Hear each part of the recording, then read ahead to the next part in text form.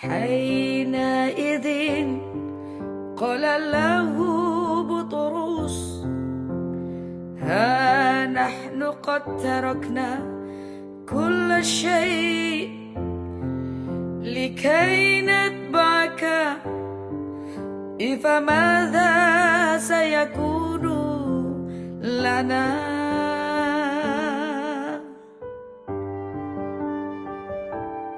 حينئذ قال له بطرس ها نحن قد تركنا كل شيء لكي نتبعك فماذا سيكون لنا.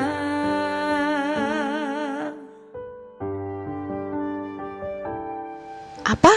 Ada perintah poligami dalam Di kekristenan? saat orang mengidentikan Islam dengan poligami, dulunya malah Islamlah yang membatasi mereka-mereka ini yang berpoligami agar beristrikan 4, ataupun kalau misalnya dia tidak bisa berlaku adil, maka dia harus monogami, beristrikan 1.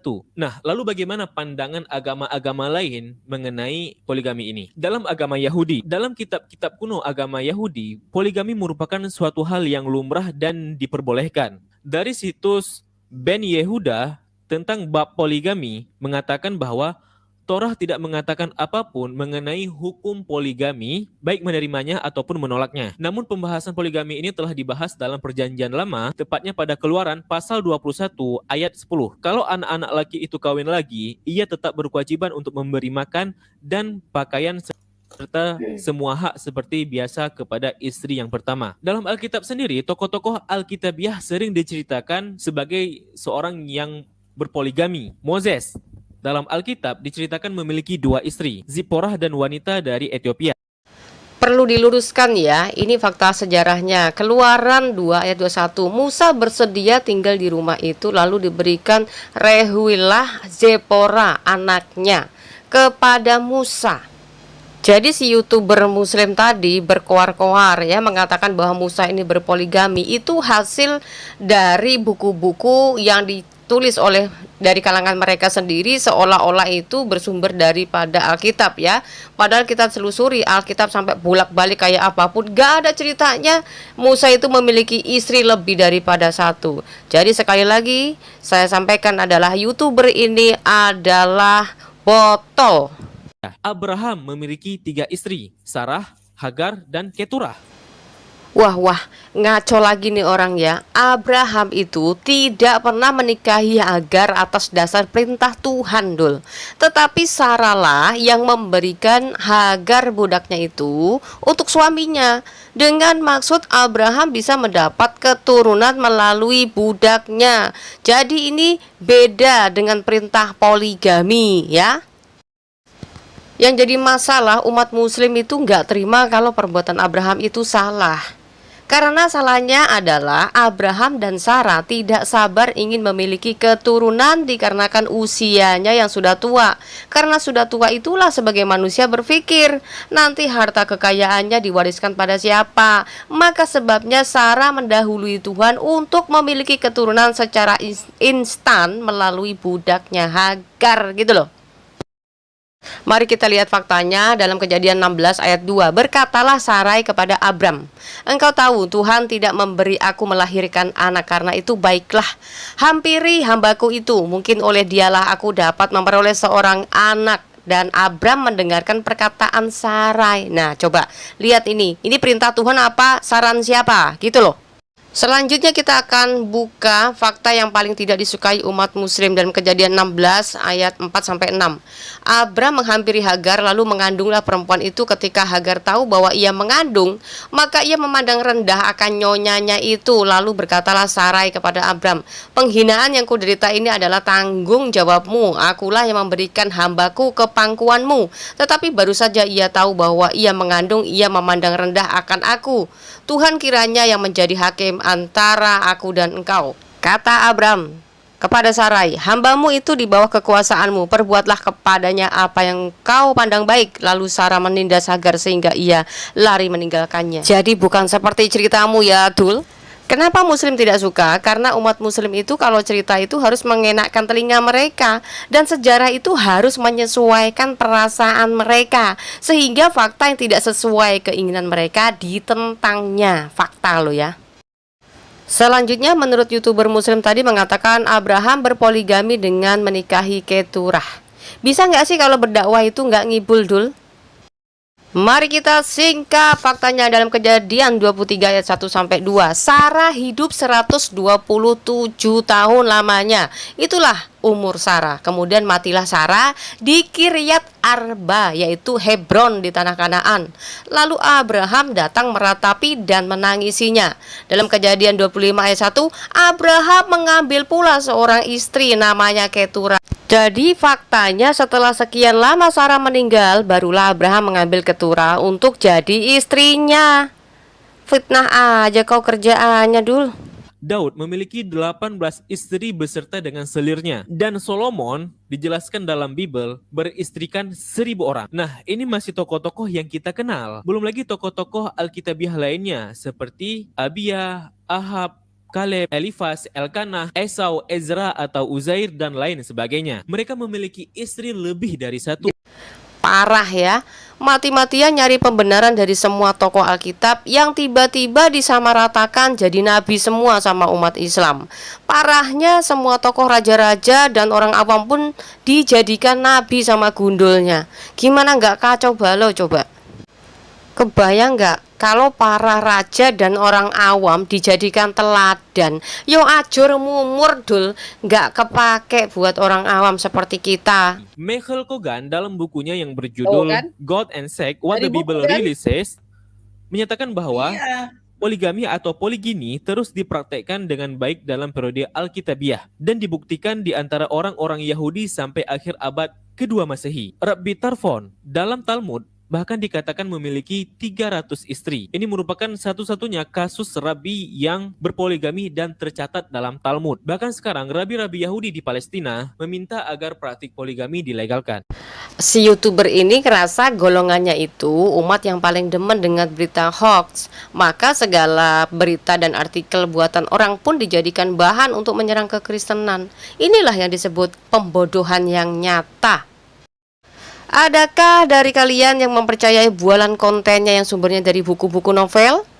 Jika percaya, nyatalah kesesatan kalian. Nah, sekarang tibalah kalian percaya dengan fakta dan data dari kitab kalian sendiri ya. Oh, sorry. Bagaimana hukumnya lelaki menikah tanpa sepengetahuan istri pertama? Secara hukum fikih sah. Kalau saya pulang ke rumah, jelas banget Bu, jelas. Istriku, aku tadi di Duri menikah. Kemudian di Kandis menikah, di Minas menikah, sah, tiga-tiga itu sah. Kecuali saya bilang 4, maka yang satu itu tak sah, karena bini tak boleh lebih dari 4. Secara fikih nikah sah. Tapi tinggal negara Kesatuan Republik Indonesia, ada namanya KHI, Kompilasi Hukum Islam Indonesia. Ibu-ibu tenang, tenang dulu. Kenapa saya katakan tenang? Karena menurut Kompilasi Hukum Islam Indonesia, tidak boleh laki-laki menikah tanpa ada izin istri pertama yang ditulis dengan perjanjian di atas materai 6.000 yang disah. Oke, tapi intinya gini. Tadi kan panjang lebar orang tersebut nggak mengakui bahwa di dalam Islam itu ada ajaran yang namanya poligami, kan gitu ya Bu ya? Betul. Nah, tapi ustadz-ustadz mereka, terutama ya Abdul Somad ini adalah ustadz sejuta umat ya, mengimani bahwa poligami boleh tadi bahkan tanpa izin kalau hukum fikih ya Bu ya, artinya hukum Islam. Betul. Nah, betul. Tapi betul. kalau hukum Indonesia ya memang harus minta izin, artinya memang boleh kan begitu? Tuan dulu. Ya, gini ya. Jadi harus kayak memang kita harus sering-sering Bu mengingatkan bahwa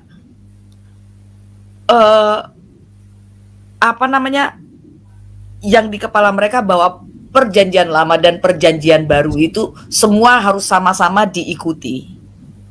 Itu harus kita dengungkan terus Bu, karena apa? Mereka akan terus terframing dengan itu gitu loh. Kayak ini tadi kan, saya pikir tadi dia mengutarakan dalil dalam Alkitab atau apa. Ternyata cuman artikel, cuman novel, cuman hasil pemikiran manusia, cuman semacam asumsi-asumsi saja. Kemudian ada juga yang dia tadi paparkan mungkin ya hasil pemikiran semua, pemikiran manusia, bukan dari firman Tuhan. Saya berharap tadi dia bukakan firman Tuhan gitu loh, maksudnya bukakan ayat-ayat di Alkitab gitu loh. Ternyata kan enggak. Jadi suami istri itu tidak lagi menjadi dua, tetapi menjadi satu, dan tidak boleh saling mengkhianati. Bahkan 10 hukum Taurat jelas, tidak boleh mengingini istri orang lain. Iya kan? Ya, Tidak boleh mengingini yang bukan haknya. betul. Tadi dia juga Apalagi bilang kan Bu ya, Iya, si orang yang tadi kan juga bilang bahwa itu kan nanti pasti menyakiti, gak ada orang yang bisa adil seperti itu kan. Nah, artinya kalau orang sudah mengambil keputusan untuk menduakan istri, itu sudah melanggar hukum kasih, dan dia sudah menyakiti dan membuat kesedihan istrinya, betul. istri yang benar gitu loh. Terus di 10 hukum Taurat juga kan dibilang tidak boleh mengingini hak yang bukan hakmu. Lah sekarang gini, kamu sudah punya istri, kamu sudah punya suami misalnya. Kamu sudah tidak boleh lagi mengingini yang bukan hakmu. Hakmu siapa? Ya istri atau suamimu. Yang di luar itu sudah bukan menjadi hakmu. Gitu loh. Ya bagi mereka orang lain yang belum mempunyai suami itu masih belum janur kuning melengkung, katanya itu masih hak mereka, Bu. Lah itu kan lain cerita, Bu. Kita kan berbicara tentang yang sudah memiliki pasangan secara sah yang diberkati Tuhan gitu loh. Nah, kalau cuman dia modal artikel kemudian novel dan tidak ada riwayat di dalamnya itu dalil-dalil atau firman Tuhan, ya artinya itu memang tidak diajarkan di dalam iman kita. Ya. Kalau di dalam kekristenan Bu ya, menurut Ibu ada nggak orang Kristen yang mereka istrinya lebih daripada satu? Ada nggak? Kita jujur aja. Ada, Bu. Ada ya? Ada. Ada. Tetapi ingat. Ada, tetapi itu dia menyalahi firman Tuhan. Ya, artinya bukan perintah dia ya. Tidak. Nah, maka kalau tidak salah di ini Amsal ya Ibu ambil ya. Enggak, ini saya mau baca Kolose tentang bagaimana di dalam kekristenan. Betul. Ya, sebagai istri ada juga tidak boleh saling mengkhianati. Ada juga Bu, saya lupa itu di Maliaki ya. Nah, ya. Di Maliaki. Jadi gini teman-teman, kalau kalian bertanya apakah orang Kristen tidak ada yang istrinya lebih satu? Ada. Dia merasa dia punya duit, dia pengen senang-senang, ya. Tapi itu jelas tidak ada yang namanya perintah dari Tuhan kita Yesus Kristus untuk menduakan istri kita, ya. Itu tidak ada. Tetapi ada orang Kristen yang selingkuh, ada yang memiliki istri lebih dari satu juga ada. Dan ini ada yang menarik lagi pertanyaannya. Berdosakah Ustadz jika seorang istri menolak syariat poligami dan memilih cerai? Iya. Menolak syariat poligami haram. Dan wanita yang minta cerai karena suaminya poligami saja, maka dia berdosa dalam kondisi seperti itu karena bukan alasan yang syar'i. Nah, sekarang coba kita mau mengcounter apa yang dia bilang di An-Nisa ayat 3 kan. Ya, saya bacakan. Wa in khiftum alla tuqsitu fil yatama fankihu ma taba lakum minan nisa'i masna wa thulatha wa ruba'. Fa in khiftum alla ta'dilu fawahidatan aw ma malakat aymanukum dzalika adna alla ta'ulu. Artinya, Bu, ya. Nah, ya. Ya. Dan jika kamu takut tidak akan dapat berlaku adil terhadap dalam kurung hak-hak perempuan yang yatim, bila mana kamu mengawininya, maka kawinilah wanita-wanita lain yang kamu senangi 2, 3 atau 4. Nanti saya jelaskan, Bu. Kemudian jika kamu takut tidak akan dapat berlaku adil, maka kawinilah seorang saja atau budak-budak yang kamu miliki. Yang demikian itu lebih dekat kepada tidak berbuat aniaya. Oke, Bu, balik ke ayat yang tadi. Di situ disebutkan wa in khiftum alla tuqsitu fil yatama, anak-anak yatim, fankihu Ya, kalau kamu tidak sanggup menafkahi secara batin, maksudnya anak yatim tersebut, maka nikahilah ma balakum minan nisa, perempuan-perempuan yang kamu senangi. Ini jamak ya Bu ya, perempuan-perempuan ya. Iya. Coba Ibu ke bawah, scroll ke bawah Bu. Ke bawah. Kita lihat terjemahannya. Coba ya, ya. Perempuan yatim bila mana kamu mengawininya, maka kawinilah wanita-wanita lain yang kamu senangi. Bawah. Yang kamu senangi. Coba kita baca ini Bu. Oke. Sekarang gini, saya mau jelaskan sedikit ya, membuka akal pikirannya semua orang ya. Artinya, kalau kita membaca ini yang kamu senangi, tidak pernah ada dalil manapun yang mengatakan ya, yang mengatakan bahwa kamu boleh berpoligami asal wanita yang kamu mau poligami itu adalah janda tua. Nggak ada dalilnya. Ini jelas yang kamu senangi. Sekarang tak tanya, laki-laki kalau ditanya, perempuan mana yang kamu senangi? Pasti muda, kinclong, nek iso gadis. Kan Nggak mungkin nenek kan, nggak mungkin ya. nah, itu dia. Makanya kalau kita lihat ustadz-ustadz sekarang, apa? Kalaupun janda kinyis-kinyis, sing jek nom. Ya toh? Sesuai Al-Quran berarti. Kan yang Iya, kamu kan yang senangi kamu kan? senangi. Nah, sama satu lagi, kata fangkihu, Bu, nakah yang kihu itu jorok, Bu. Fangkihu itu jorok ya? Jorok. Ini saya Fangkihu. sedikit ada cerita. Oh, jorok Harusnya ini artinya. natazawwaj itu baru mengawini, menikahkan. Nah, apa ya bilangnya ya? Aduh, soalnya saya punya teman Bu, tak cerita nih ya. Dia tamatan pesantren. Dia punya pacarnya orang Arab Saudi, orang Arab lah gitu, Timur Tengah. Kemudian sudah setahun dia pacaran, jarak jauh kan, LDR. Kemudian satu malam, satu ketika si cowoknya telepon, padahal ini perempuan pinter bahasa Arab. Iya. Pinter bahasa Arab. Kemudian si laki-laki ini ngomong, uridu ankihuk, dia bilang gitu. Aku mau menikah dengan, wah si cewek seneng dong. Seneng. Wah, oke, kalau begitu kamu harus datang ke Indonesia. Dia bilang tidak perlu saya ke Indonesia, malam ini saya mau menikahimu, katanya gitu. Terus si laki-laki, oh enggak bisa, kamu harus datang. Enggak, kamu ini cukup kamu buka baju, aku buka baju, kita kan video call. Loh, nah seketika kaget, enggak gitu caranya, enggak. Nah ini jadi perkara bahasa. Ya, perkara bahasa. Benar kata si Christian Prince, arti nikah itu artinya tuh bersetubuh, Bu. Kalau bahasanya tuh making love. Kalau di Indonesia kebalik ya Bu ya. Kalau kawin itu justru malah. Setelah itu Bu, dia kaget kan, langsung dimatikan teleponnya. Tengah malam jam rolas bengi. Lah telepon aku, koncoku ki. Telepon saya. Dia kan manggil aku kan Mbak Yu, aku nyuwun tulung. Apa? Dia cerita. Saya juga pernah dikenalkan sama yang iki. Ngene. Aku lah yang yu toh. Saya ketawa, Bu. Loh kok kamu ketawa?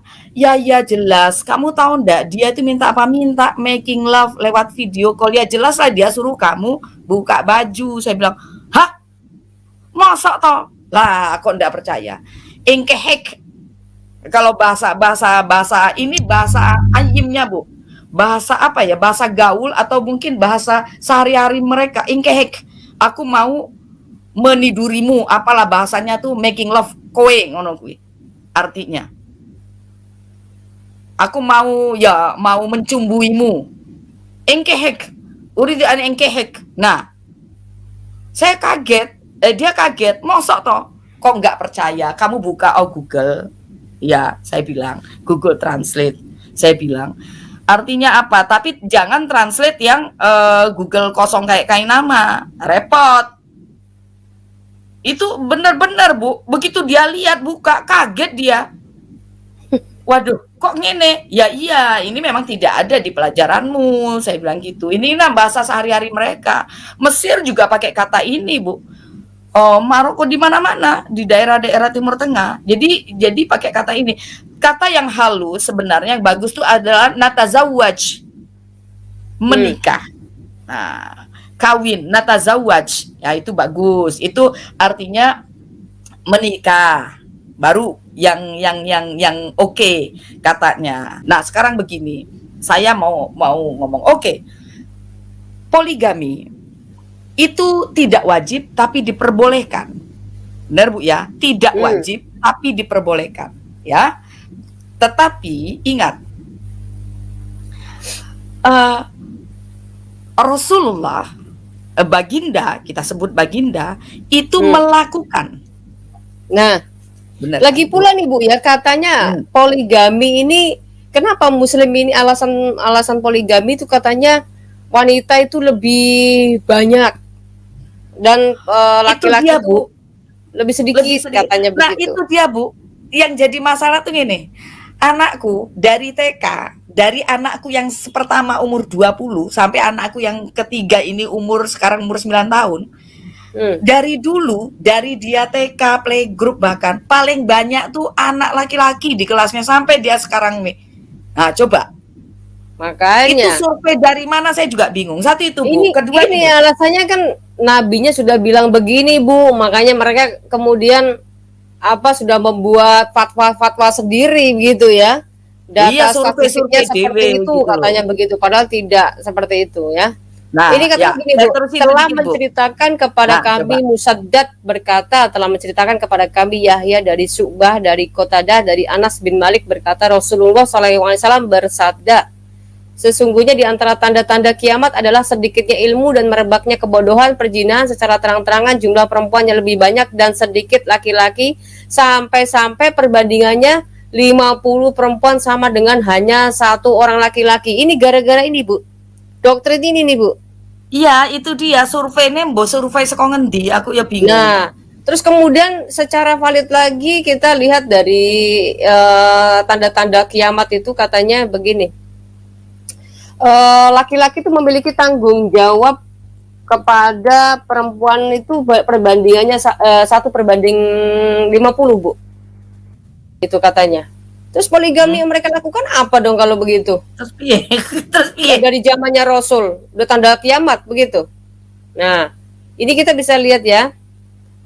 Telah menceritakan cerita bla bla bla bla bla. Ketahuilah saya akan memberitahukan kepada kalian suatu hadis yang pernah saya dengar dari Rasulullah SAW, yang tidak akan ada seorang pun yang menceritakan kembali kepada kalian sepeninggal saya kelak. Beliau telah bersabda, di antara tanda-tanda kiamat adalah hilangnya ilmu keislaman, maraknya kebodohan, merajalelanya perzinahan, banyaknya orang yang meminum minuman keras, berkurangnya populasi kaum pria, dan bertambahnya kaum wanita, hingga akhirnya seorang pria akan menjadi penanggung jawab bagi 50 orang wanita. Nih Bu, nih, tuh di sini. Wah, kemen. Lah ini Nah, satu. makanya. Maksudnya Nah, gini. sekarang pertanyaannya, kalau kebodohan, nah itu bukannya zaman jahiliyah itu sudah ada kebodohan, Bu? Namanya jahiliyah itu kan kebodohan kan? Ya, zaman Nah, kebodohan. zamannya Nabi kan? Nah, itu kan sudah ada zaman kebodohan, ya kan? Nah, ini kenapa dia mesti harus bernubuat seperti ini? Bernubuat di antara tanda-tanda kiamat adalah hilangnya ilmu keislaman, ya kan? Terus maraknya kebodohan.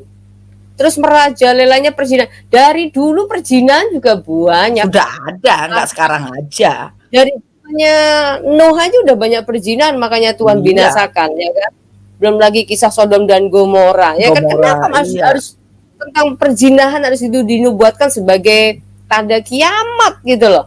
Kemudian Dari dulu banyak juga orang yang ada kok. meminum minuman keras. Dari dulu belum Yesus datang ke dunia pun sudah ada orang yang suka minum minuman keras.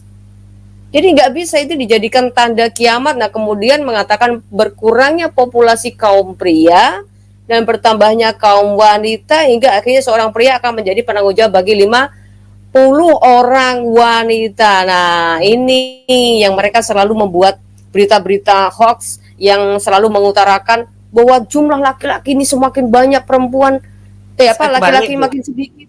perempuan semakin banyak, makanya Bu, poligami, dia pakai poligami, survei poligami. apa aku ya orang ngerti. Nggak tahu mereka dipakai survei dari mana. Kayaknya lihat hadis ini, Bu. Banyak banget hadisnya, Ya. Bu. Oh Banyak iya, banget ini berjibun dari dulu ininya kan nih. apa namanya, dari dulu kan kita taunya begitu Bu alasannya. Nah Alasan itu utama. sahih lo ya. Sahih lo ya. Iya kan dari dulu kita juga tahu alasan utamanya kan itu. Nah itu dia makanya teman-teman. Jadi jangan selalu mengelak kalian tuh yang sebagai umat muslim itu Ya, jangan selalu. kita balik lagi Bu, yang tadi Bu, ya. Masalah ini tadi karena dia pakai ayat ini toh. Nah, kita balik ke ya. Kita lanjut boleh Bu ya? Boleh, Ayat yang silakan. tadi. Oke. Nah,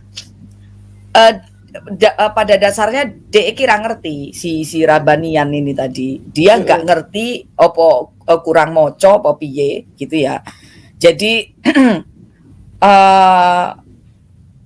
jelas kan kita lihat zaman sekarang, lihat ustadz-ustadz, dia poligami pasti yang kinis-kinis ya kan? Ya karena itu tadi. Ya, jelas tak hadisnya apa namanya ayat firman Tuhannya. Nah, sekarang kita balik tadi yang Ustadz Basalama tadi apa siapa tadi? Bagaimanakah bukan Ustadz Abdul Somad. Jika ini Abdul Somad. Ya, ya dulu. tadi kan ya oke Bu. Nah, ini poligami dulu nih Bu. Data-datanya nih. Kalau mereka menolak Al-Qur'an, kemudian menolak para pelaku-pelaku poligami, kita lihat hadis sahihnya lagi ya. Kita bukan merekayasa dan kita nggak bisa bikin kitab mereka loh ya. Ya, tapi ini referensinya dari mereka sendiri. Ini dari hadis sahih Bukhari nomor 4681. Ya, ini dalam kitab nikah, babnya banyak istri. Nah, telah menceritakan kepada kami Ali bin Al-Hakam Al-Ansari, telah menceritakan kepada kami Abu Awanah dari Raqabah, dari Talhah Al-Yami, dari Sa'di bin Jubair. Ia berkata, Ibnu Abbas pernah bertanya kepadaku, apakah kamu sudah menikah? Aku menjawab, tidak. Ia kemudian berkata, menikahlah karena orang yang terbaik dari umat ini adalah seorang yang paling banyak wanitanya. Gitu loh. Jadi umat yang terbaik itu adalah banyak banyak wanitanya. Nah, kemudian ada ininya nih, agak hadis terkaitnya. Tuh, ini juga ya kan? Sama. Menikahlah, sesungguhnya sebaik-baik umatnya adalah yang paling banyak istrinya. Nah, gitu iya hadis-hadis ini yang ya oke. Balik lagi Bu, hadis-hadis ini yang menjadi patokan sekarang kan banyak tuh Bu. Balik lagi, tadi kan saya katakan memang yang namanya poligami di dalam Islam itu diperbolehkan, tidak wajib. Nah, balik lagi. Tetapi ingat, Baginda itu melakukan. Ingat, apa yang dilakukan Baginda itu menjadi teladan karena dia itu the way of life, satu-satunya salah satu dari the way of life-nya kalian kan begitu. Jadi kalau apa yang dia lakukan itu menjadi sunnah bagimu. Artinya kalau dilakukan dilakukan berpahala, tidak dilakukan nggak apa-apa. Sekarang tak tanya, kamu ngambil tidak apa-apanya atau ngambil pahalanya? Justru kamu ngambil pahalanya. Artinya lakukan sesuai hadis-hadis ini, bahwa umat yang terbaik adalah umat yang paling banyak istrinya. Itu dia menjadi sunnah. Makanya sekarang itu banyak Bu seminar poligami. Dan harganya wah mahal-mahal Bu. Tuh, Rasulullah bersabda, menikah adalah sunnahku. Barang siapa tidak mengamalkan sunnahku berarti bukan dari golonganku. Hendaklah kalian menikah. Sungguh dengan jumlah kalian aku akan berperbanyak-banyakkan umat. Siapa yang memiliki kemampuan harta hendaklah menikah. Tuh. Jadi kalau kalian punya harta itu ya menikahnya lebih banyak. Dan siapa yang tidak hendaknya berpuasa karena puasa itu merupakan tameng katanya, ya. Jadi ini sabda Rasul. Jadi kalau kalian tuh gak mengikuti sabda Rasul ya berarti bukan golongannya. Rasul kalian tuh kan memberikan teladan poligami, cuman bedanya poligaminya tuh jumlahnya yang beda, kan gitu. Rasul bebas, nggak terbatasi. Tapi kalau kalian dibatasi sampai 4, itu nggak bisa dipungkiri. 4 unlimited Bu, tapi 4 unlimited. Unlimited Misal bosan sama yang kan, satu, bosan sama yang satu ceraikan, cari golek meneh. Yang penting kan tetap 4. Bosan sama yang satunya ceraikan, golek meneh. Yang penting tetap 4. Nah, tadi ada muslimah yang mau masuk, kenapa sih nggak jadi? Ya sembuh. Saya udah langsung kasih link loh tadi loh. Ya, ini kita juga lihat data-datanya. Bagaimana kalian tuh harus sebagai umat Islam tuh seperti apa? Bilang seperti apapun kalau nggak ada datanya ya percuma mau nyerang kita ya kan? Tapi kan ini dari kitab kalian sendiri. Dan tidaklah patut bagi laki-laki yang mukmin dan tidak pula bagi perempuan yang mukmin apabila Allah dan Rasul telah menetapkan sesuatu ketetapan. Nih, apabila Allah dan Rasulnya telah menetapkan suatu ketetapan itu gak bisa akan ada bagi mereka pilihan yang lain tentang urusan mereka. Dan barang siapa mendurhakai Allah dan Rasulnya, maka sungguhlah dia telah sesat yang nyata. Tuh, Ya, sudah ya ditetapkan. ini perihal sebenarnya perihal mengenai orang yang tidak yang menolak poligami. Menolak poligami berarti dia menolak syariat Islam karena dia termasuk ketetapan poligami termasuk disebutnya. syariat Islam karena Kalau apa bahasa dia Arabnya kali ya Bu ya? Bahasa Arabnya kali ya, syariatnya. Ya. Wa makana lil mu'minina wal idza qadallahu wa rasuluhu ya amra ayyakuna lahumul khaira min amrihim wa may yashrillahi wa rasuluhu faqad dhalla dhalalan mubina. Di sini gak ada syariat ya? Ketetapan dengan syariat beda ya Bu ya? Ketetapan sama aja Bu sebenarnya. Nah, di sini bahasa Arabnya apa ya Bu ketetapan?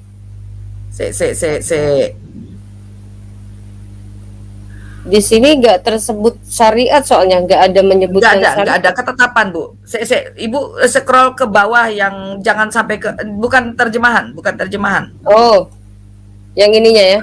Nah, ada adanya tuh perkara dari pilihan. Adanya tuh di sini nggak ada ketetapan. Oh ini nih Bu. Ada. Oh qadha. Ya ketetapan koda dan koda. Ya koda. Ini. Betul. Jadi kodok nih ya, ketetapan ya.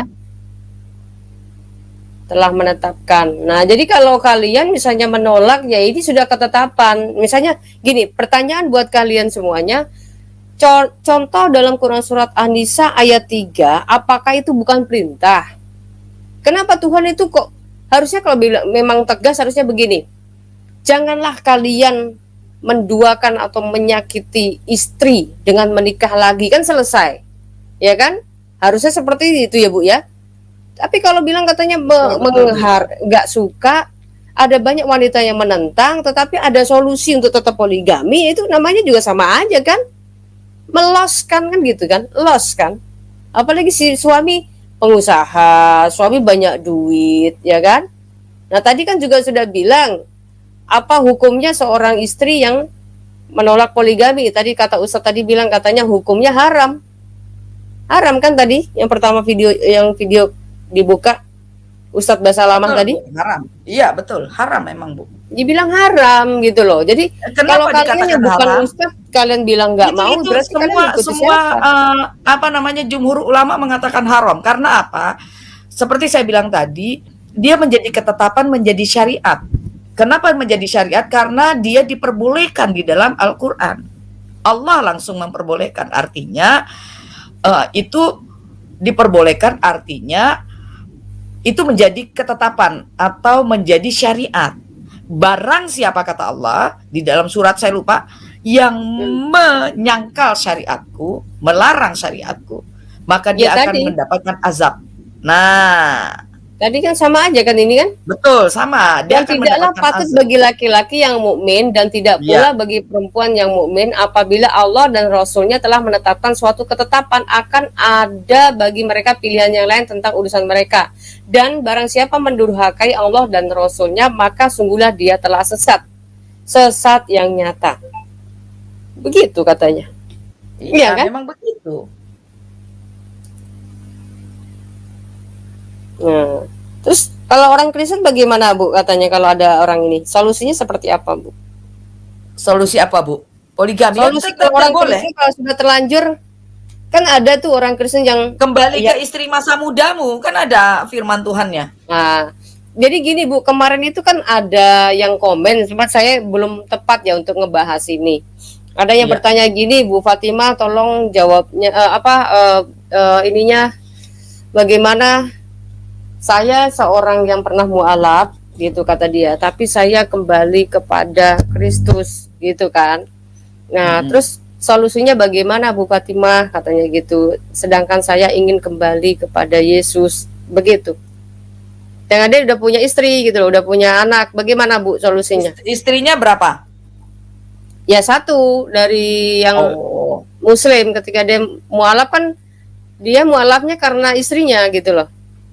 Oh gitu, dia kembali, ingin kembali, sudah kembali Pada atau ingin Kristen, kembali? tapi kan istrinya nggak mau.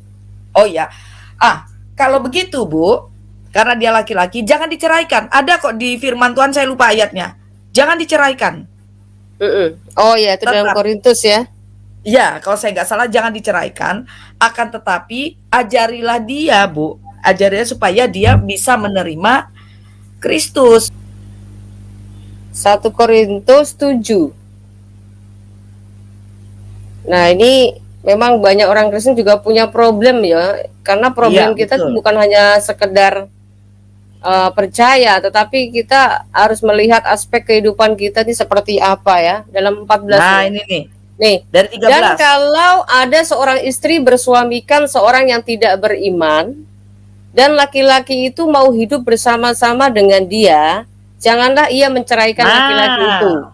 Kecuali kalau 14, dia mau hidup sama perempuan ini kan. Betul. Karena suami yang tidak beriman itu dikuduskan oleh istrinya, dan istri yang tidak beriman itu dikuduskan oleh suaminya. Andai kata tidak demikian, niscaya anak-anakmu adalah anak-anak cemar. Tetapi sekarang mereka adalah anak-anak kudus. Jadi dikuduskan oleh satu pasangan yang percaya, Bu. Ya, tapi saya belum ini banget soalnya Saya masalahnya udah pelajari lama ini, karena kan ya, jelas ya aspek itu dia saya kehidupan. bilang tidak boleh diceraikan, jangan diceraikan istrinya, Ya, yang jelas jangan, gitu. tidak boleh.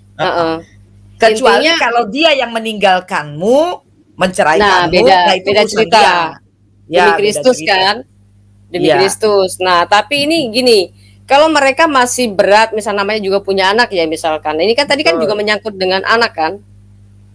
Dia sudah terlanjur punya anak, terus sudah gitu sudah menikah kan dalam dalam agama mereka. Ya kemudian dia ingin balik ke Kristen. Bagaimana solusinya Bu Fatimah? Waktu itu dia bertanya. Nah, Iya, jangan makanya diceraikan.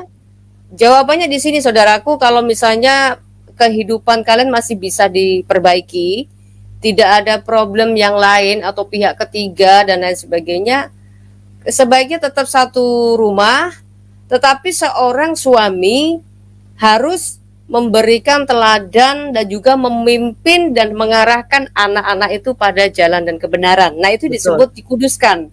Ya, Ya, dalam coba pernikahannya Bu, dikuduskan. scroll lagi Bu, yang di ayat 15-16. Oke, nah kita ke 15.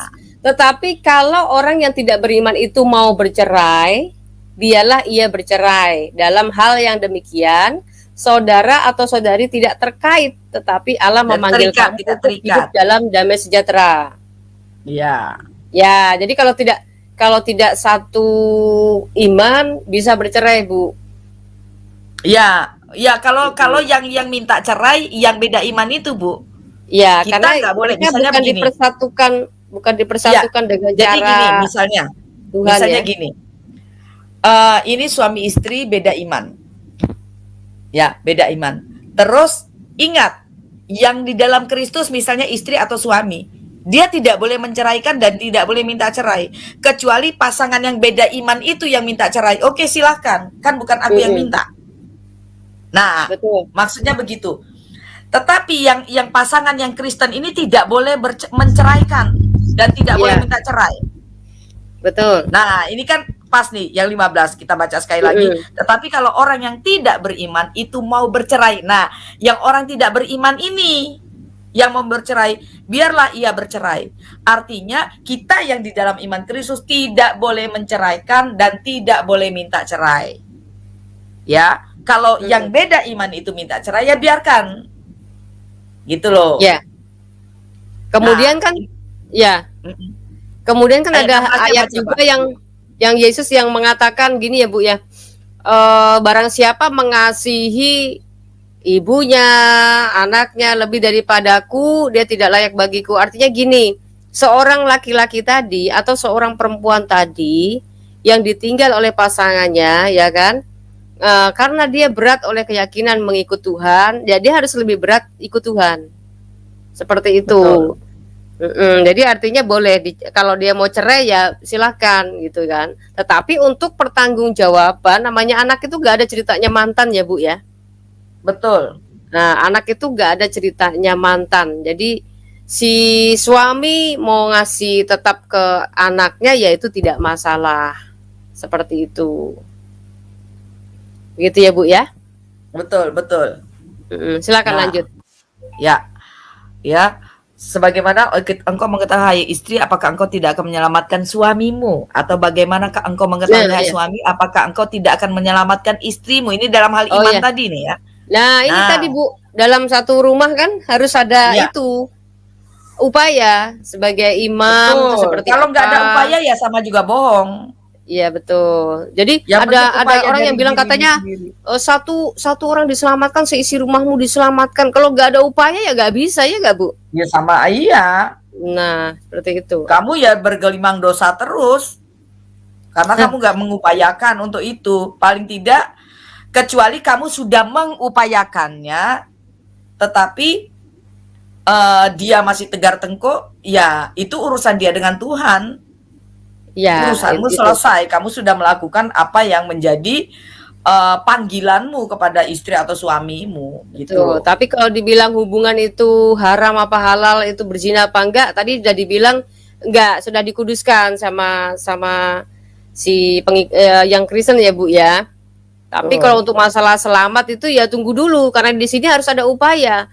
Sebab sebagaimana engkau mengetahui hai istri, apakah engkau tidak akan menyelamatkan suamimu, atau bagaimanakah engkau mengetahui hai suami, apakah engkau tidak akan menyelamatkan istrimu, begitu ya. Jadi harus ada upaya.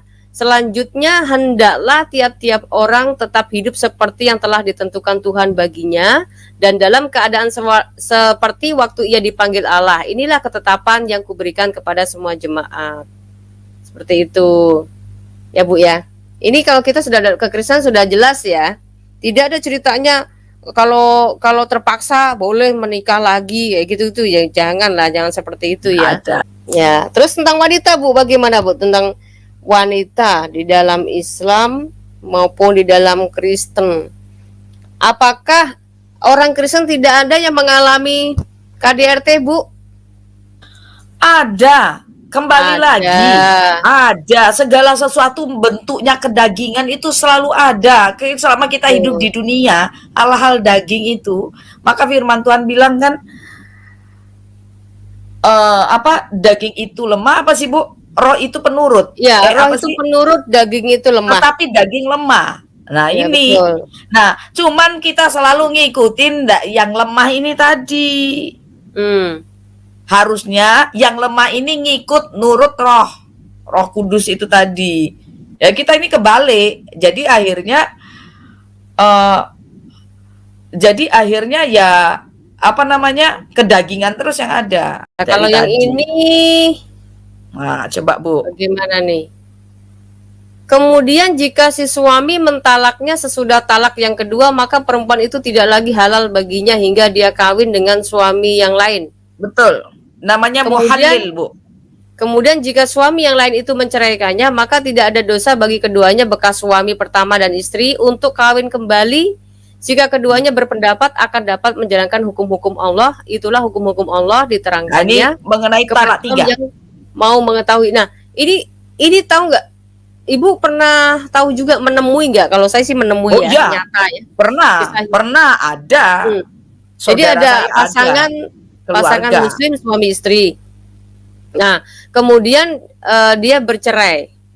Tetapi Ini ketika dia talak ingin 3, Bu. kembali lagi ke suaminya, dia harus menikah dulu dengan laki-laki lain. Ya, nah ini saya jelasin, Bu. Ini namanya muhallil kalau di dalam Islam. Apa itu Muhallil, muhallil?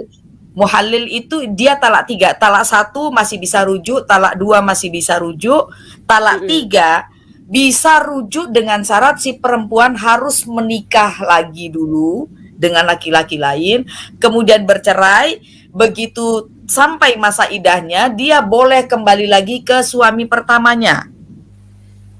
Ya, Itu Bu. Ya. Nah, Ya. ini bab cerai sebenarnya. Jadi kan Bab aneh cerai. ya Bu ya, kalau dipikir-pikir kan aneh gitu ya. Seorang suami istri yang bercerai ketika dia ingin kembali lagi, mereka ingin rujuk lagi, tapi syaratnya harus si perempuan harus nikah lagi dulu dengan laki-laki lain. Ini kan Betul. malah mengerikan ya Bu ya. Padahal si istri sudah setia gitu, ibaratkan dia nggak mau menikah dulu. Terus tiba-tiba ada bagaimana ceritanya, terus akhirnya ingin kembali mereka. Lah kok malah syaratnya harus menikah dulu dengan laki-laki lain. Ya, Ini itu saya kalau rasa aneh. talak 3. Kemudian Ya, soal buat talak kita, ini ya. ya, ini perkara talak ini, Bu. Nah, justru ini kenapa kok perkara talak ini kok ini kok mudah sekali gitu loh, Bu. Sebagai laki-laki gitu loh, Bu. Karena mereka menganggap kan apa ya, perceraian itu adalah ya sesuatu yang dibenci Tuhan, tetapi diperbolehkan, gitu loh. Apa karena ini mungkin ya, ini ada referensi yang mungkin bisa kita Karena untuk supaya apa ya, buat kemaslahatan mungkin bagi umat gitu, supaya tidak ada perzinahan atau bagaimana, supaya kedua-duanya sama-sama tenang, sama-sama senang. Coba tuh. Apa di sini karena mungkin begini, dari Nabi SAW bersabda, tidaklah berzina orang yang berzina ketika ia berzina dalam keadaan beriman, dan tidaklah mencuri orang yang mencuri ketika ia mencuri dalam keadaan beriman. Itu hadis terkaitnya kok banyak banget ya Bu ya, bejibun-jibun Banyak semua memang. hadis. Makanya kita sering ada. kita sering mendengar kan, apa namanya, bahkan Ustadz pun mengatakan demikian, seburuk-buruknya orang Muslim pasti masuk surga dan sebaik-baik orang kafir pasti masuk neraka. Ya mungkin ini salah satunya. Iya, Dianggap tidak berzina, ya kalau dia masih tetap beriman itu tidak dianggap berzina. Tidak mencuri kalau dia dalam keadaan beriman. Bisa jadi para ulama itu acuannya bisa jadi loh, acuannya ke hadis ini gitu loh. Ini hadis terkaitnya memang banyak. Jadi kalau kayak tadi di dalam Quran tadi bilang katanya kalau laki-laki gampang banget mudah mentalak, ini waduh, berarti status sebagai perempuan sebagai istrinya ini lemah banget ya Bu ya. Istri misalnya punya kesalahan satu, udah saking keselnya deh karena terbawa emosi atau mungkin karena situasi dia nggak menentu, maka dia langsung talak. Coba Ibu gitu. buka Al-Maidah ayat 35 kalau saya nggak salah. Oh, yang pukul istri tadi ke 34 Bu, nomor 34 Anissa 34. Nah, 34 Al-Maidah, Anissa. Oh iya, nah saya lupa antara 35 34 saya lupa. Coba. Iya. Oke. Coba.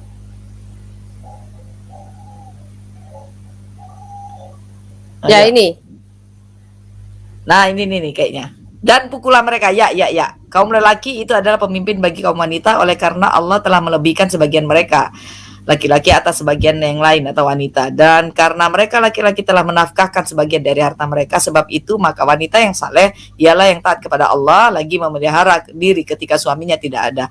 Oleh karena Allah telah memelihara mereka, wanita-wanita yang kamu khawatirkan nusyuznya, maka nasihatilah mereka dan pisahkan mereka di tempat tidur mereka dan pukullah mereka. Kemudian jika mereka mentaatimu, maka janganlah kamu mencari-cari jalan untuk menyusahkannya. Sebenarnya Allah Maha Tinggi lagi Maha Besar. Kasihan ya, ini perempuan. Ya, katanya ada syaratnya jangan sampai memar. Nah, masalahnya memar di dalam itu lebih parah Bu, kan nggak kelihatan. Itu memar yang tidak kelihatan tuh lebih parah daripada memar yang kelihatan di permukaan kulit. Iya, masalahnya kronologisnya apa dulu kan gitu ya. Ya, jangankan dipukul. Ya, itu namanya kekerasan itu secara psikologis ya. terus ditambah lagi dengan fisik. Nah, itu kan lebih menyakitkan kan gitu. Jangan cuman hanya sekedar menampar pipi, mana nggak kelihatan ini, nggak bekas ini ya kan. Masalahnya kesalahan, kalau seandainya gini, istri yang nggak punya salah, dia nggak punya hak untuk memberikan pembelaan diri atau apa, kemudian main pukul aja, itu kan udah termasuk ke psikis maupun ke fisik loh Bu, iya kan? Nah, ya makanya yang parah tuh psikologisnya, dia jadi orang yang trauma loh. Ya, seperti Iya itu. kan? Nggak usah sampai dipukul, Bu. Kita mendapatkan ancaman itu bisa trauma psikis yang luar biasa. Ada namanya apa namanya mentalnya sakit kan. Nah, yang jadi masalah gini Bu, kalau kita di negara kita ada negara hukum yang memberikan perlindungan kepada wanita. Yang jadi masalah kalau seandainya di Indonesia ini masih memakai syariat Islam, jadi laki-laki membuat kesalahan pun nggak akan dituntut ya. Ya iya, maka kita sering lihat kan di YouTube juga bagaimana pria-pria memukuli istri-istrinya gitu-gitu kan banyak Ya kita kalau lihat di Indonesia pasti akan dipenjara kan, yang suaminya Iya, kan. karena Kan? kita memakai hukum bukan hukum syariat Islam, Bu. Nah makanya maksudnya gini loh, ini kan seandainya Indonesia ini masih juga menggunakan ajaran Islam, otomatis kan si laki-lakinya bebas dong, ya kan? Oh iya, kita lihat aja di Makanya di Afghanistan. Afghanistan, Pakistan itu Ya. kan mengerikan ya. Iya, begitu Perempuan-perempuan. model-modelnya. Nah sekarang Arab juga kalau nggak kerjasama dengan Yahudi, mereka nggak menjalin hubungan diplomat dengan Yahudi, pasti ya masih seperti itu. Kemarin kan cewek aja nyopir juga nggak boleh, keluar aja nggak bisa sendiri ya kan, karena bahaya kalau perempuan keluar sendiri, kan milik siapapun kan gitu kan. Iya, Ada kan kasus memang cewek banyak, Bu. diperkosa diangkut sampai mati kan. Betul, banyak kejadian-kejadian di sana itu. Karena mungkin orang sana juga beringas-beringas, mungkin ya nggak tahu. Makanya diperbolehkan punya istri banyak, bisa jadi kan tidak bisa satu kan alasan orang boleh berpoligami, satu menghindari perzinahan, kedua menghindari supaya banyak keturunan kan. Nah, yang jadi masalah adalah korban poligami itu nggak cuman istri tua, tetapi juga ya? anak-anak. Oh iya.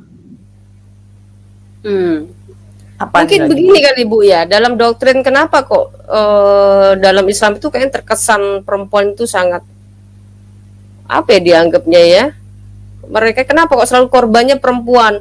Udah di dunia dia harus siap dipoligami, nah kemudian mayoritas neraka. Nah ini dalam hadisnya bilang begini Bu, nih lihat. Aku mendengar Nabi bersabda, sungguhnya kesialan ada pada 3 hal, pada kuda, wanita, dan tempat tinggal. Kok wanita disetarakan dengan kuda? Kayak dengan gitu rumah. Gimana sih Bu? Kenapa kok mengatakan sesungguhnya kesialan ada pada 3 hal, pada kuda, pada wanita, dan tempat tinggal? Kenapa harus wanita lagi? Ya, mungkin begini Bu, kalau saya lihat banyak banget itu Bu, ini sahih. banyak. Karena memang ya kita tidak memungkiri ya, lah Pak alfasnya keluar. Kita tidak bisa memungkiri bahwasanya kadang-kadang banyak perempuan-perempuan ini banyak menuntut, perempuan-perempuan yang tidak bersyukur itu ada banyak. Nah, inilah mungkin disebut sebagai wanita-wanita yang membawa sial, mungkin seperti itu. Kemudian dan ingat, kebanyakan poligami itu yang kita lihat ya, perempuan-perempuan yang menjadi madu, bukan istri pertama. Itu yang menjadi madu itu sebenarnya perempuan yang suka banget banyak nuntut, kudu ngene, kudu ngono, kudu ngene gitu loh. Nah, bisa jadi ini juga yang dianggap membawa sial. Tapi kalau melihat hal seperti itu tidak bisa, sebenarnya yang namanya perselingkuhan atau hal poligami itu tidak bisa menyalahkan pihak wanita saja. Iya, Benar nggak, Bu? masalahnya gini loh Bu, selalu ya kayak contoh ya, selalu ada pelakor dan lain sebagainya. Iya. Kok selalu mereka tetap juga sama-sama perempuan aja bisa nyalain perempuan loh Bu, saya juga bingung. Nah, iya makanya karena Kayak apa, contoh Bu? ini juga disebut wanita. Artinya kalian kalau bicara wanita itu juga bicara ibumu gitu loh. Ya, Iya kan? betul, betul. Itu loh maksudnya. Ada orang begini katanya. Tuh, syukurin kan lakinya ini selingkuh lagi. Pasti itu karena istrinya, kan gitu kan? Terus tuh kan suaminya nikah lagi, pasti istrinya loh. Kalau dia belum bisa menjadikan istrinya bagus, ngapain juga harus nambahin beban tambah istri lagi? Maksudnya apa kan gitu kan jadinya harusnya. Iya kan? Betul, tentang wanita lagi ya. Jadi jelas ya. Coba Bu, kita masih bab poligami. Ini supaya lucu-lucuan Bu. Ya. Daripada suami ibu-ibu berbuat maksiat, lebih baik izinkan mereka untuk menikah lagi. Berat memang Bu, tapi pahalanya sangat besar. Insya Allah, surgalah balasannya Bu. Hari ini hati saya sangat senang sekali dan lebih tenang. Apa yang barusan Ustazah sampaikan? Memangnya ada apa Ibu? Baiklah Bu Ustazah, bahwa selama 2 tahun ini saya sudah menjadi istri kedua buat suami Ustazah. Pingsan. ini Artinya sebenarnya apa, sinetron teman-teman, tapi Iya, tapi ini maknanya bagus Bu. Artinya maknanya apa? bagus karena memang pada kenyataannya ini buat Tidak menyentil ya, mampu. buat menyentil orang-orang yang terutama perempuan yang selalu bicara poligami itu boleh begini bla bla segala macam. Nah, ini contoh juga ada kemarin Ustadz nih, ya Ustazah ya. Sebentar, saya akan share lagi videonya. Ya Bu, coba Bu. Seandainya suami itu menikah, alasan apapun dia menikah lagi. Istri itu asli nurut hukum Islam, pernikahan itu sah bila satu sudah ada akad nikahnya disaksikan 2 wali. Sah. Ya, itu ada hadisnya kan Bu. Istri Ada. yang minta cerai hanya karena alasan suaminya poligami itu haram hukumnya. Isbat nikah. Isbat nikah itu pengesahan pernikahan. Ya, pengesahan pernikahan nanti dia dapat surat nikah. Nah, sebenarnya ya kita lihat fenomena yang ada sekarang itu ya. Fenomena yang ada. Awal dari sebuah poligami pasti ada perselingkuhan dulu. Kebanyakan loh. Benar nggak? Karena apa? Otomatis dia tidak minta izin istri, benar nggak Bu? Ya kayak kemarin video viral itu kan? Nggak banyak Bu, nggak cuman itu, artis-artis pembesar di negeri kita ini, negeri Konoha ini, ya banyak Bu. Jadi buat pembenaran nanti pasti dia berselingkuh dulu. Artinya berselingkuh itu apa? Dia mengenal pasangan yang lain tanpa ketahuan si pasangannya. Maka dikatakan bahasa gaul anak sekarang selingkuh itu selingan indah keluarga utuh katanya. Nah, pasti selingkuh karena apa? Itu sebuah pengkhianatan. Pengkhianatan terhadap istri dan anak-anak tentunya. Ya, pengkhianatan. Kalau sudah selingkuh, ndak mungkin ndak wi Bu. Iyalah. Nah, udah gitu nanti dengan alasan kami sudah nikah siri. Nah, ini yang masalah. Karena Sudah nikah gitu siri nggak ada suratnya. si istri labrak gini, dasar pelakor lu. Gimana? tuh? Iya. Nanti dia bilang, oh kami kan sudah menikah secara siri. Terus Iya. Lagi-lagi pertentangan lagi dengan nurani wanita muslimah itu sendiri. dia, itu banyak gitu. Bu. Dan saya itu pengalaman kayak gitu tuh ada berapa orang teman saya kayak begitu Bu. Yang satu kan dia di poligami, maksudnya suaminya menikah tanpa izin dia. Yang satu malah sing koncoku enek meneh sing dadi pelakor. Ya sering konseling kayak begini. Ya Makanya kenapa kok Ngeri, Bu. malah orang-orang dulu tuh kayaknya lebih, saya melihat wanita-wanita dulu tuh Kartini banget gitu loh.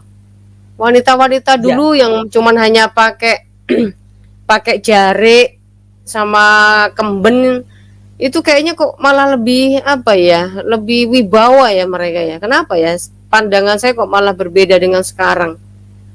Nah, itu dia Bu, susahnya itu di Dulu nggak ada doktrin-doktrin kayak gini loh Bu, nggak ada doktrin poligami, nggak ada doktrin-doktrin penggencaran tentang apa namanya nikah siri, tentang mut'ah dan lain sebagainya.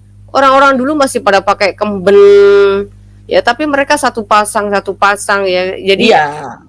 walaupun Karena anak-anak itu banyak, seorang tua juga ada pertengkaran, tetapi nggak membuat anak-anak dulu tuh beda ya kita ya, generasi ya, karena zaman-zaman gini dulu. Bu, zaman semakin maju, kemudian kadang-kadang orang memahami sebuah iman, sebuah ajaran itu nelan mentah-mentah. Itu yang jadi masalah. Kalau Karena dulu gini kan kali mungkin Bu, dulu ya, mungkin belum terlalu terbuka itu.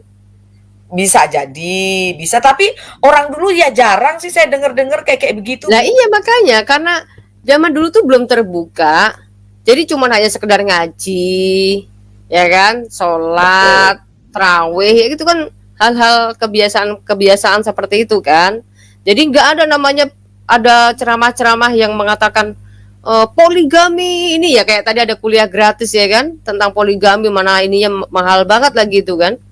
Nah terus apa tentang mut'ah, tentang nikah siri ada. Sekarang ini lebih parah lagi, ustadz sekarang tuh malah bikin ceramah-ceramah yang kalau mau poligami nggak perlu izin istri sah. Nah itu yang repot. Mungkin si ustadznya udah terlebih dahulu seperti itu, makanya dia mau nggak mau ya harus ya karena bukan masalah ustadznya sudah melakukan, Bu, karena memang ajarannya membolehkan gitu loh. Jadi masalah tuh bukan oknumnya sekarang ini, ajarannya. Masalahnya dia di situ. Ya. Tapi nikah lagi tanpa izin istri ada ya Bu ya dalam hadis? Banyak Bu, banyak. Waduh, sayang sekali nih saya belum dapat ini hadis. Saya dibilangin Bu, saya punya teman yang satu dia korban poligami. Nah, teman saya yang satu lagi, ini dia yang jadi madunya. Jadi, ini ceritanya unik sekali. Jadi, dia digerebek waktu itu sama suami orang kan. Di tempat kontrakannya dia. Alasan mereka apa? Oh, kami sudah menikah secara siri. Kalau siri kan nggak ada surat-surat. Itu yang jadi masalah. Iya. Nah, mungkin maraknya orang sekarang gini. Semakin ada juga yang semakin gencarnya para ustadz itu berceramah tentang poligami, sebagian mereka mundur ngambil keputusan no, ini bertentangan dengan nurani saya. Tapi ada orang yang justru mereka semakin yakin inilah Islam, mengatur segala sesuatu secara terperinci. Itu Bu. Sebenarnya kalau masalah pernikahan ini ya, misal poligami gitu ya, nikah siri itu ya, yang jadi sengsara itu istri dan anak-anak. Karena apa? Ketika si suaminya ini, saya tuh banyak di sekeliling saya itu ya, orang-orang tuh ya, kadang-kadang mereka tuh curhat sama saya, mesake lah.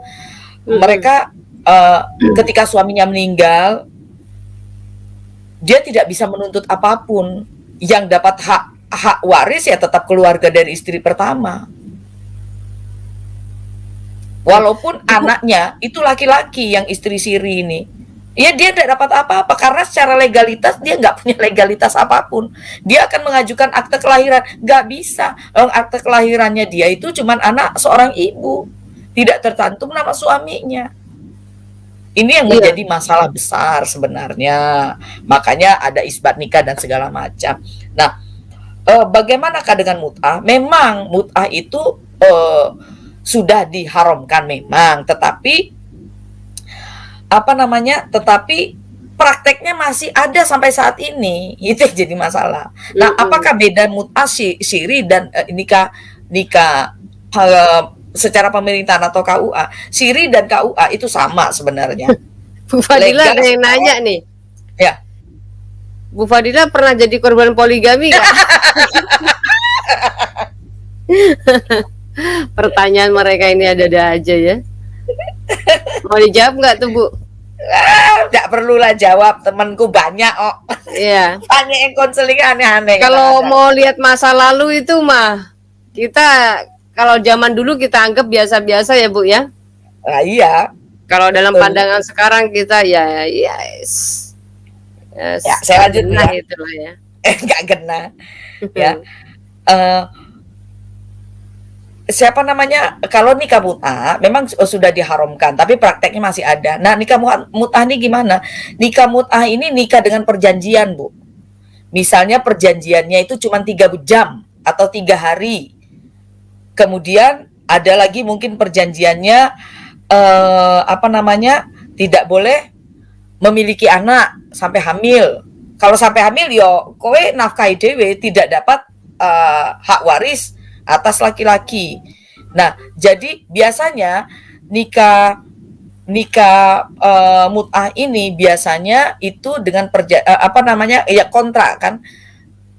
Biasanya itu tidak melengkapi syarat dan rukun nikah itu tadi, Bu. Jadi tidak melengkapi itu. Misalnya ya cuman ada penghuluan, saksi kadang dibayar, kadang juga nggak pakai saksi, sah-sah gitu, kayak jual beli biasa.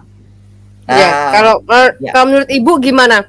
Kehidupan orang poligami bisa satu rumah, istrinya 4 sampai beranak pinang, bapaknya cuma 1. Itu kehidupan kayak gitu apakah tidak membuat si anak-anak itu mereka itu bagaimana ya, psikologis mereka tuh bagaimana, Bu? Terganggu nggak ya seperti itu? Apa mereka menikmati ya inilah agama kita kayak gitu-gitu nggak? Kalau saya lihat, kita banyak lihat, Bu, bagaimana anak-anak korban poligami ya, itu sangat kasihan. Gak usah tidak jauh-jauh dipikirkan ya. Dalam Islam apa tidak dipikirkan? Cuma pikirannya cuma nafsunya laki-laki doang apa nggak mikirin anak ya? Ya, coba kita sebagai lihat, solusi. waktu itu kan ribut antara kiai terkenal di Indonesia kan ribut dengan anaknya. Nah, itu bagaimana kayak gitu? Ribut dengan Kenapa anaknya, harus dijadikan heboh sampai di solusi? media sosial segala. Nah, itu dia yang jadi masalah. Gitu loh. Jadi, kalau saya simpel, sesuatu itu kamu ambil, kalau banyak mudaratnya atau kerugiannya bagimu dan bagi orang lain, tinggalkan. Iya, harusnya ya orang Benar. berpikir waras ya. Harusnya. Apa iya ini perintah Allah kayak begini kan gitu Kalau harusnya ya, Bu misalnya ya? poligami, iya betul. Kalau misalnya alasannya adalah dia mentala istrinya atau dia ingin menikah lagi karena istrinya tidak bisa punya anak, istrinya penyakit. Lah, kan dari awal kamu harus mengenal istrimu, calon istrimu, bagaimana kondisinya, kan gitu. Nah, kalau di Kristen, apakah terus istrimu penyakitan, terus istrimu tidak memiliki anak, apakah kamu harus menceraikannya? Ya, enggak boleh. Enggak boleh. Saya punya banyak teman, Bu, sudah puluhan tahun sampai kakek nenek, itu enggak punya anak. Hidupnya bahagia sekali. Gitu loh. Iya. Salam waras. Tuhan Yesus memberkati.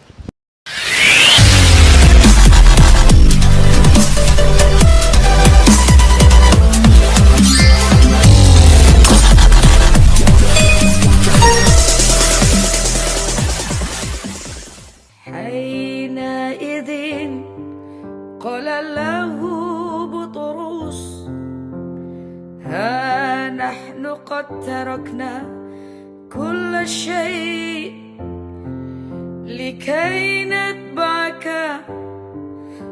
فماذا سيكون لنا